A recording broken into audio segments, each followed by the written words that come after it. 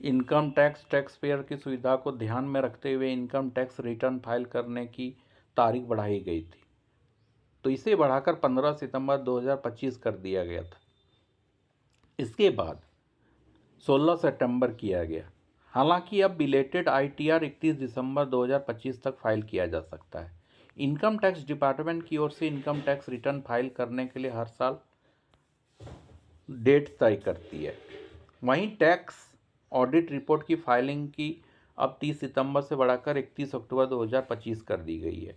Audit report के साथ ही और इसे बढ़ाया गया है। अब सवाल है कि टैक्स पेयर के तौर पर आपने कभी सोचा है कि बिलेटेड RTR की अगर मिस हो जाए तो आप क्या कर सकते हैं?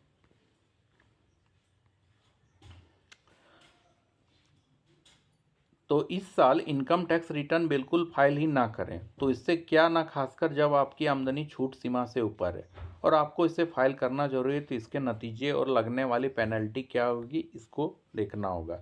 अगर आप नहीं भर पाए तो फाइनेंशियल एक्सप्रेस में छपी खबर के मुताबिक RTR बिल्कुल भी फाइल नहीं करते, तो इस स्थिति में थोड़ा सा आपका टिपिकल हो सकता है।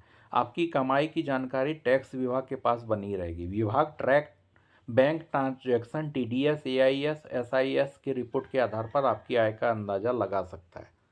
आपकी आय का अंदाजा लग सकता है, अगर कोई मेल नहीं खाती है तो नोटिस भेजा जा सकता है।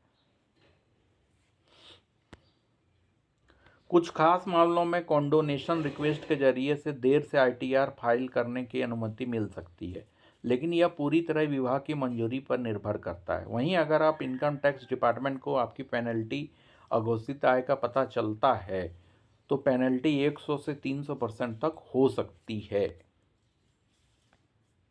ITR नहीं फाइल करने से आपका लोन और वीजा पर भी असर पड़ सकता है। अगर ITR नहीं फाइल किए तो आपका बिजनेस कैपिटल लॉस अगले सालों में एडजस्ट नहीं कर पा सकते हैं। उदाहरण के लिए शॉर्ट टर्म कैपिटल लॉस को अगले 8 असेसमेंट ईयर तक आगे बढ़ाया जा सकता है। Thank you for watching.